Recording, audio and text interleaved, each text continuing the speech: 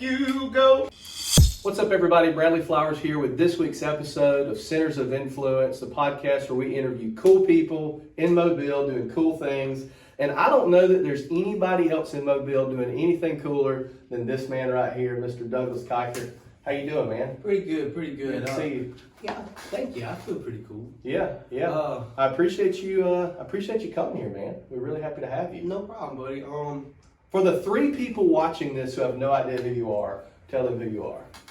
My name is Doug Kiker. I am 27 years old. I'm currently employed as advanced disposal garbage man. Work on the back of a garbage truck. It's been a long. My morning just starting. You're good. You're a rock star, man. Y'all wake up late. Thank you. I don't know about all that, but it's definitely different. I sang for American Idol, on American Idol, and I was lucky enough to get the reaction that I was given. Super viral. Definitely, if my head wasn't already so big, it would have my hat wouldn't have been fitting on me. Yeah. The reaction that I got, it was really special, and it meant a lot to me. And I tell. hope that one day when my daughter gets older, she can see the steps that I took to try to improve her life, even if nothing comes from this, you know. That's what it's all about. Yeah. So before we get into all that, take us back, as my buddy Scott Howell says, hop in our DeLorean. Take us back to Doug as a teenager and talk about, where you came from, how you grew up, things like that up until today. I grew up in Greensboro, Alabama. Greensboro, Alabama. Yes, Okay. that's where I'm from. I was born in Demopolis. Okay. Actually, I've been living in Greensboro my whole life. We grew up in a 100-year-old plus house. Some people thought it was haunted because it was just there, and it made weird sounds sometimes. I always had a really good smell coming from it though, because my family, they love cooking. My mom, she makes some of the best food I've ever had in my life. Y'all know the saying, ain't nobody beat your mama's cooking? Mm-hmm. Man, that story rings true on my end, at least. I think it's the case with everybody. I don't know, because some people, What's your favorite parents can't cook, be honest. My favorite thing that my mom used to cook would be roast with vegetables and stuff. You couldn't beat it. Talk about, at what age did you start singing, and at what age did you think, man, I'm pretty good at this? One day, my sister and me and my brother, we were all just trying to see what we could do vocally. Yeah. And we was just, Mary had a little lamb, and then we just keep going with that one spot. Because Whoopi Goldberg, she sings this song. She plays in this movie Sister Act. Yep. All right. If you wanna be somebody, I was like that song, and then that reverberated throughout my life, and I've always just every time we'd hear Mary had a little lamb, and then we keep going with it, and me and my sister, we started trying to match each other's voices, but she swore up and down she couldn't sing, he swore up and down he couldn't sing. You got good parents. Your parents teach you early on, you're supposed to take everything in, you're supposed to pay attention to everything, and you're supposed to be quiet, just observe. You know what I'm saying? At the same time, you can be yourself, but there's a time and place for everything. Right. And me being ADHD as a young kid, real bad, I couldn't focus on anything, and I always go all over the place. Yeah. I got put on medication and stuff, and it just made it to where I was on Ritalin and stuff growing up and stuff, and it just made it. It changed my whole personality while I was on it, and it made it where I was just a serious person, and I struggled with in my upbringing. I struggled with who I was and everything that was going on in my everyday life. We were adopted, and the four of us were. me, my sister, my brother, and my other my other brother. Me, him, and my sister Angela, we're all half siblings. Okay. And then I got 3 other siblings. And they're all by my biological. Big family growing up. Yeah, it's a big family. We didn't get to meet a lot of them because we had one of those dysfunctional families. Okay. Was there a moment in your life where you maybe sang a song, sang a note like you just did, and everybody was like, holy crap? Well, or were they just so used to it? No, I didn't sing around hardly anybody when I was younger. What's that? I said, you're a tester, man. You really are. What? To tell a story? Yeah, tell a story. Tell a story. If it's true, I'll agree with it. Me and him basically had this conversation on the ride over here. Uh-huh. You know, he can say what he wants, and he can be as modest as he wants to. I'll put it like this. Everything that I've ever attempted in my life, I've had to work very hard at it. From being a diesel mechanic to learning how to do construction to wiring a house, all that I've had to put the time into to get as good as I have. Naturally gifted here. Him, we both played baseball together throughout the years. In the outfield, you put me in the outfield, I'm gold. You put me up there to bat, it ain't happening. Likewise. I'll step into the ball. Likewise. I'll step into the ball just so I can get on base. Yeah. This kid right here, from city league ball all the way up to high school ball. I think, do they still call it minor and major league these days? Okay. So in minor league, his first year in minor league, about halfway through the season, he's a little kid hitting the ball over a fence. He can play just about any position, second, third, first, pitcher, catcher. I mean, he was all around naturally talented. I just wanted to please people. Whatever you wanted to put me out.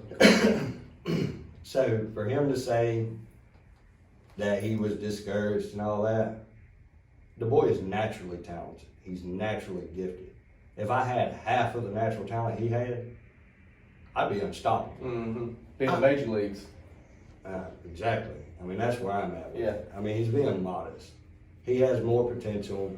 He's naturally gifted than what he sees. I'll tell you something too. I'm one of these people that I pick up on subtle cues that tell me about people's character.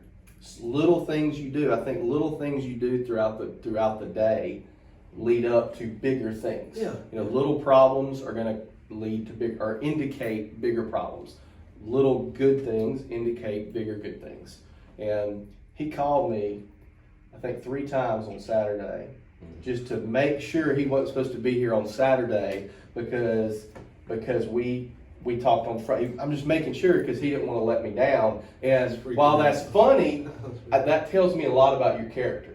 That tells me a lot that this is a good person and he doesn't want to let people down, which is great. Now, maybe let go of that a little bit because real soon you're probably gonna have a lot of folks that you know you're gonna have to say no to some folks, you know. But I've seen a lot of people in Walmart and stuff, and I was afraid to go to Walmart for the longest time. I was afraid to go anywhere because, like, it's one thing to be in front of, like, a camera with a small amount of people. yeah, And then from that go to, at the most, 100 people to 40 plus million people. And for everybody to, like, message me and tell me how I've inspired them and stuff, and, like, I really appreciate it. oh, it had me I was almost just in being tears. myself. Literally, it had me almost in tears watching it. I ain't You gonna know, lie, me too. And very rarely do I see something. And me and my wife, we're in the same industry, but we have different interests in things. And some things that I think's funny, she's not going to think is funny, and some things that I like, and vice versa. Yeah. And I watched the video. I think it was about 7 minutes long, which is a long video nowadays. Yeah. And watched the whole thing, and then got choked up because I have a daughter. Yeah. Got choked up, showed it to her, and then she watched the whole thing. Very rarely does that happen where both of us back to back watch something that long, and both of us are like, man, that is awesome. So, and that's before I ever reached out to you or anything. Like, didn't know you from Adam. And then I went to your Facebook and saw you had about 85,000 tags on there with people saying, hey, you know. But so take us through you deciding to go for the audition. Let's go back to, because Okay. I wanted to clarify. Yeah. All right. So it went from, because whether he wants to admit it or not, he's gotten so much better at singing than he used to be. Okay. Used to be when we would sing. No, he's not going to. We have He's a the same way we'll have a portal battle of the bands up here. Not gonna. But we would be like, my riches.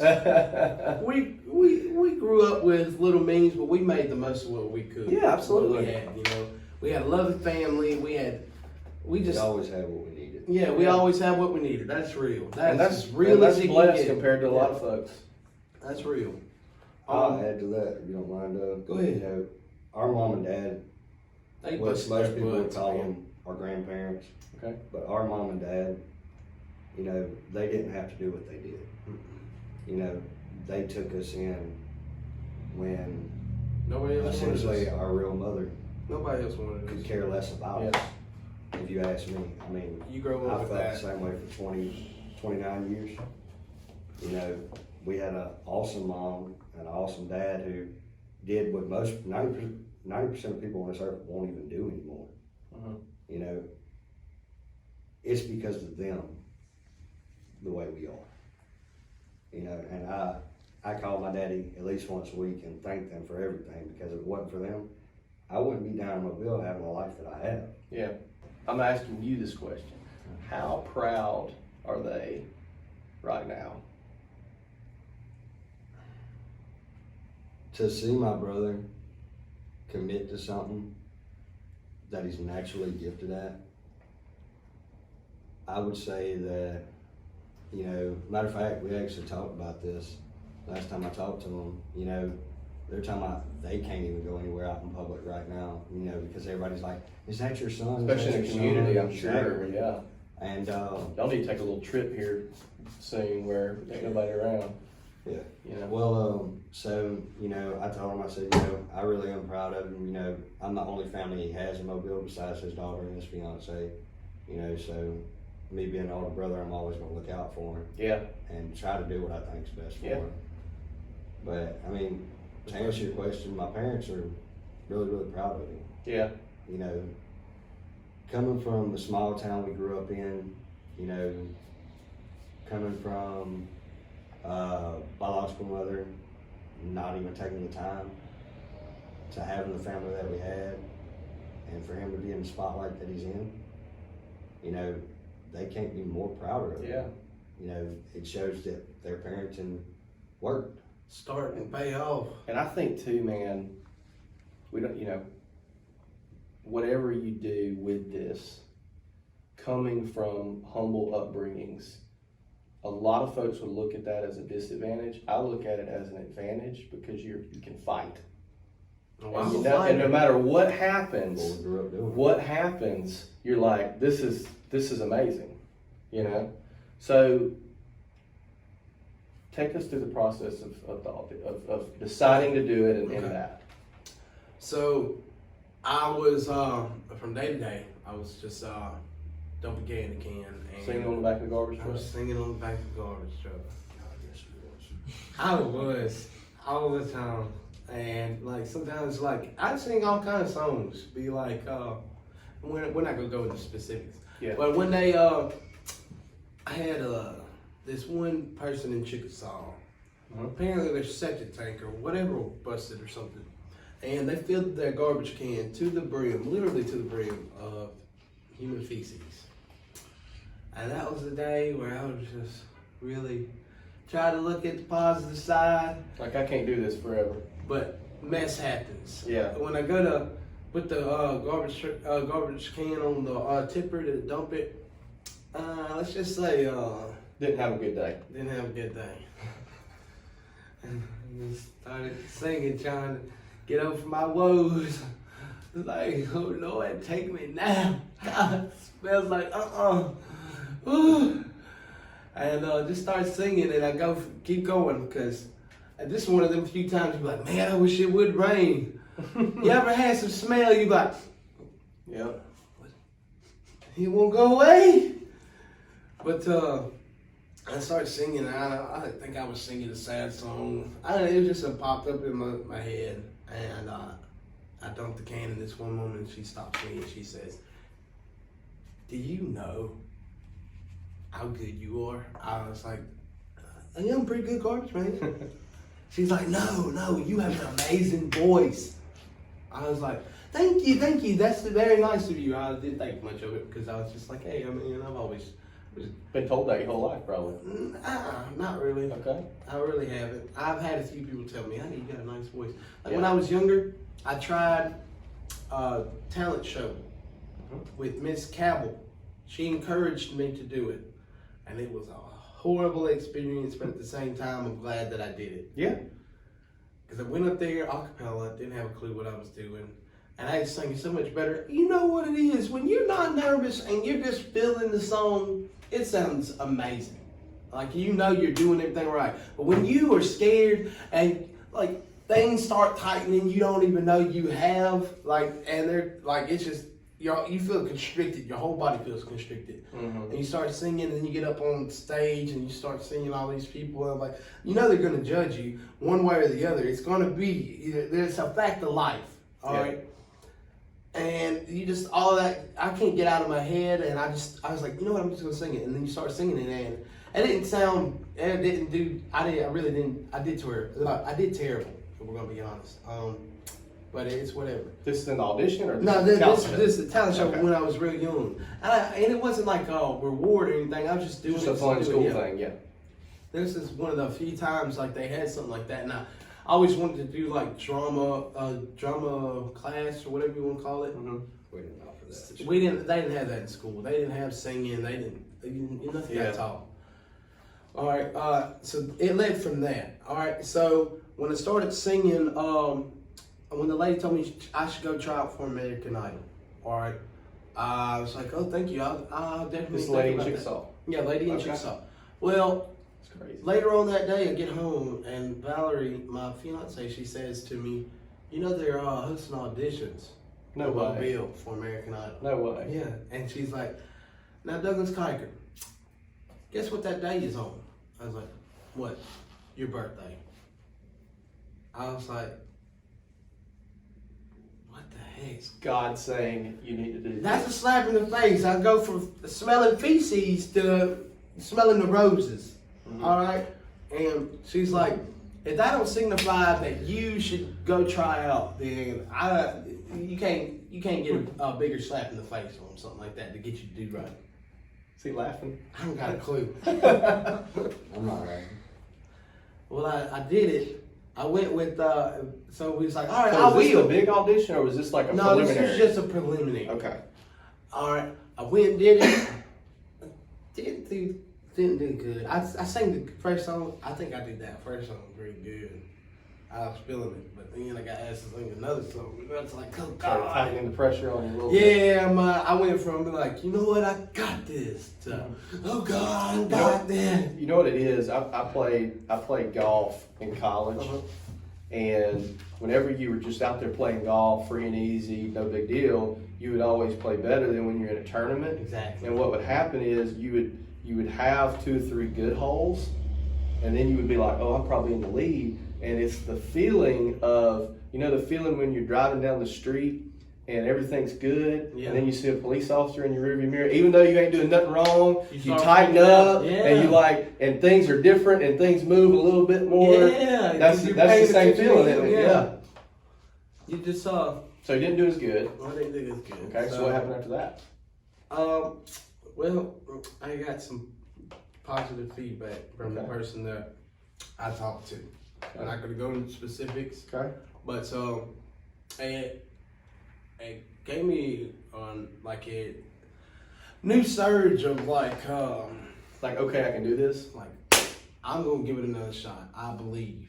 All right. So we go to Baton Rouge, and everybody's telling me, you done try it out, man. There's no point in doing it again. You're just delaying the inevitable. These are other people in line to try out, or these are people you know?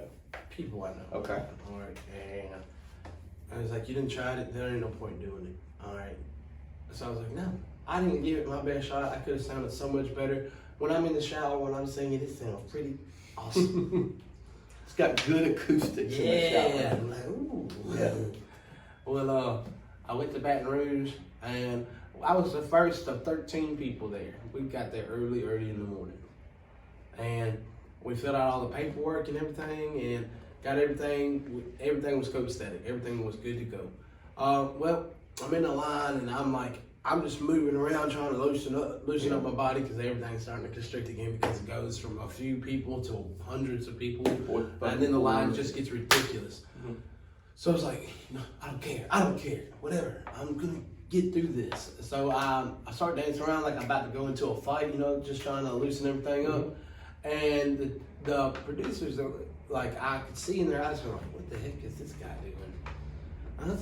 And I was like, just don't pay them no mind. Just keep doing what you're doing, Doug. Whatever. You gotta just make it through this. Well, as soon as I was put on the line to sing, I actually didn't want to go first because I knew that I was going to sing really loud because don't know any other way to. I mean, that's what I feel. You didn't want to be the first person to break that seal. Yeah.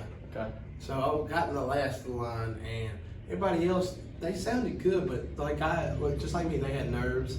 And me and a buddy of mine, we made it through. I had met him in line. He was a really good dude and super talented. But for some reason, when he was playing on the guitar, because when he was playing outside and he was playing on the guitar, he was amazing. But when he started playing in front of the producers, yeah, he just could have did better. Because when I heard what he did, it was completely different. Well, I was like, all right, screw it. And I said, y'all let me know when y'all ready. They said, we usually ask that. We usually ask you that. And I was like, all right. And I started hitting out, I know you want to leave me. But I bow. I really, really loud because I was just ready. And I took some Zyrtec or whatever you call it. Somebody recommended it and I took it in line 30 minutes prior. So I was like, whatever. I don't know what this is. Open your sinuses up. I guess so. Yeah. Well, I just they let me on through, and that was all she wrote from there, man. I was like, and here we are now. Yeah. Yeah. When I went to do the audition in Savannah, Georgia, my brother. That was the big audition. Yeah, the audition in front of the judges. You had to do several over the phone. Up. Yeah, you had to do several other auditions. Not auditions, interviews and stuff. To be able to be cleared to make sure you're not crazy or something, or just for them to vibe you out. Make sure you're not gonna get on there just to try to be on TV or something like that. Yeah. I know Shark Tank has what they call Shark Tank gold diggers, which are people who want to sell their product on Shark Tank just to get the attention. They don't really have any intention of going through the show. So I'm sure they try to weed that out as much as possible. See, I was afraid to be on TV because of my teeth and just my overall persona. I know I'm a good guy. I don't have to prove that to anybody. I have my good days and my bad days, just like every other person in this world. But I wasn't doing it to be famous or to be. Honestly, I don't know what was going through my mind. I was just trying something I had never tried before.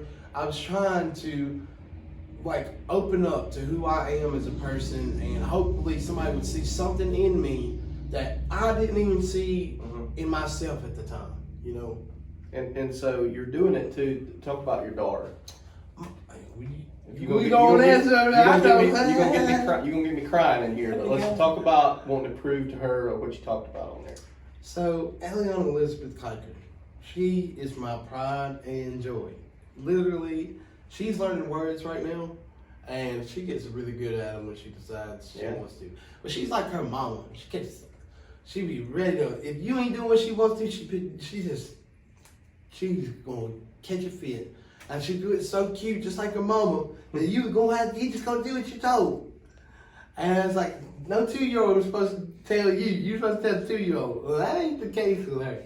I ain't know it. We see that, you don't want that. I don't want that. And she'll just look at you with those little beautiful, oh God. Whew. My baby girl is my everything, and I also have a baby on the way. Awesome, man. Literally a month from now, I'm going to be proud father of another baby girl. There's something Girl dads about unite. there's something about when you're a guy, and every guy it seems like defaults to I want a boy. I did. Yeah. I wanted a boy. But there's something about the moment you see that little girl, all the testosterone leaves your body. Yeah, and you start And getting all of a emotional. sudden you start crying and stuff you didn't think you ever cried before. You know? God, why do I love you so much? You're not a boy. And they're like, oh God, you know what? I never wanted a boy. I didn't even know I didn't want a boy until I found it. Like now I got her. And, like we do everything together. Like yesterday we went and did the radio show with WAPD. Yep. She's like, I'm gonna go, Dad. I'm gonna go. It's like I love that. I love that about her because she has her eyes wide open. Just she doesn't expect anything, but she is ready to like take on the world. How much does she understand about what's going on? Well, the other day when the show aired for the first time, She saw it, I'm sure. she's seen it, didn't care. Not one little bit. She's seen it, just thought it was regular TV, and went on and started playing. All right, well, it aired. I guess it was showing again. When it came back on, she's like, "Oh, that Dada.